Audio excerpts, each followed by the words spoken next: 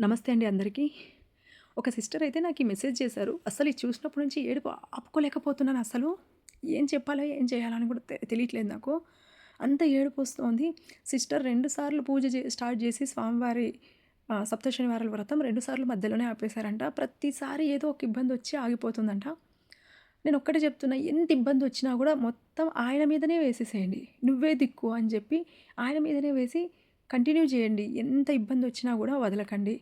మీకు 8 వారాలు చేయలేకపోయినా కూడా కనీసం 7 వారాలైనా చేయండి. మీ దగ్గర ఏం లేకున్నా కూడా ఒక బెల్లపు ముద్ద పెట్టి ఆయనకి నైవేద్యం నింపి మీరు చేయండి అని చెప్తా. నిజంగా సిస్టర్ ఒక మెసేజ్ చూసి నేను ఇంకా ఏడుపు ఎక్కువ ఏడ్చిపిచ్చేసింది. ఈరోజు తెల్లవారుజాము 3 గంటలలో ఒక ఆడ మనిషి, గుర్తుపరిచయం లేని ఒక ఆడ మనిషి ఈ సిస్టర్‌ని చెయ్యి పట్టుకొని తిరుమలకి తీసుకెళ్ళి అక్కడ వదిలేసి మాయమైపోయిందంట. అది సడెన్‌గా షాక్ అయ్యి లేచేటప్పటికి తెల్లవారుజాము 3 గంటలయిందంట. అప్పటి నుంచి సిస్టర్ ఏడుస్తూ, ఏడుస్తూ చాలా బాధపడుతూ ఉన్నా, సిస్టర్ నా వల్ల కాలేదు. కానీ మీకు మెసేజ్ చేసేకి ముందు 10 నిమిషాల ముందు మీ వీడియో వచ్చింది. అది రాంగానే నాకు ఏదో ఒక ధైర్యము, ఆ స్వామే నాకు ఈ రీల్ పంపించారేమో అని ధైర్యం అనిపించింది. అంటే నేను ఒక్కటే అడిగా, సిస్టర్ నేను ఏదైనా నమ్ముతున్నాను, లేదని చెప్పను. కానీ మీరు చెప్పేది నిజమో అబద్ధమో నాకు తెలీదు.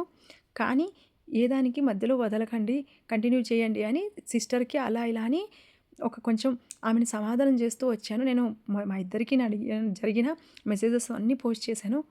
అంటే సిస్టర్ నాకు అబద్ధం చెప్పాల్సిన అవసరం లేదు, దేవుడి విషయంలో అస్సలకే అవసరం లేదు అని చెప్పారు.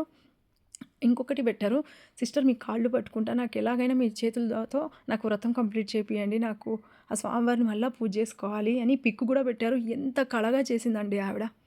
చిన్నగా ముచ్చటగా స్వామివారు ఎంత కళగా ఉన్నారంటే, ఇంకోటి చెప్పారు, మీ కాళ్ళు పట్టుకుంటా నాతో ఈ వ్రతం చేయించండి అంటే, నేను ఒక్కటే చెప్తా తల్లి, ఏ ఆడపిల్లకైనా అంతే. అటువంటి వెంకటేశ్వర స్వామి కానీ, ఒక ఈశ్వరుడు కానీ ప్రతి ఒక్కరూ నా తల మీద పెట్టుకున్నాడు ఈశ్వరుడు. సగం భాగం అర్ధనారీశ్వరుడుగా స్థానం ఇచ్చాడు. మన వెంకటేశ్వర స్వామి భార్యని గుండెల్లో పెట్టుకున్నాడు. అటువంటి స్థానం ఉంది ఆడవాళ్ళకి. అందుకని ఏ ఆడపిల్ల కూడా ఎవ్వరి కాళ్ళు పట్టకండి. మీ తల్లిదండ్రుల కాళ్ళు తప్పితే ఆ భగవంతుని కాళ్ళు పట్టుకోండి. ఇంకా అందరికంటే ఎక్కువ అని మనల్ని అన్నీ చూసుకునే మన భర్త.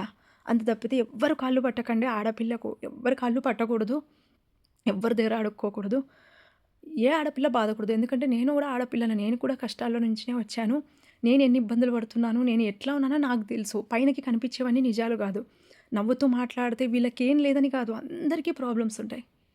అందరికంటే ఎక్కువ నేను కూడా ప్రాబ్లమ్స్ ఫేస్ చేస్తున్నాను. ఈ రీల్ పోస్ట్ చేయడానికి ఒక్కటే కారణం, నాకు ఇప్పుడు కూడా ఏడుపు తగ్గట్లేదు. నాకు అంత ఏడుపు వస్తుంది. నాకు ప్రతి ఒక్కటి మీతో షేర్ చేసుకుంటున్నాను కాబట్టి నాకు ఇందులో కూడా మీ డిసిషన్ అనేది చాలా ఇంపార్టెంట్. మీరు చాలామంది మెసేజ్లు పెడుతున్నారు కదా, ఈ ఒక్క రీల్ కూడా నాకు ఏం చేయాలి, ఎలా చేయాలి, నేనేం డిసిషన్ తీసుకోవాలి, దయచేసి మీరు చెప్పండి. మీ డిసిషన్ కోసం వెయిట్ చేస్తూ ఉంటా. ఓం గోవింద.